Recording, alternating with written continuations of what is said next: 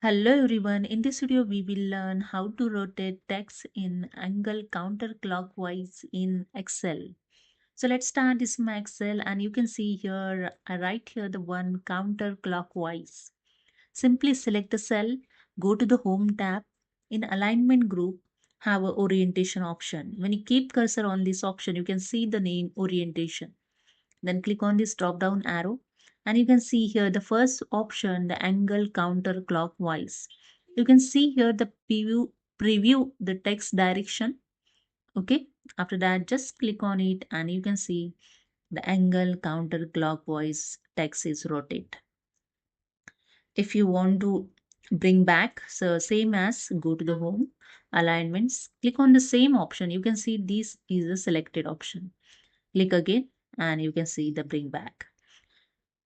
So hope you understand. If you like this video, please subscribe.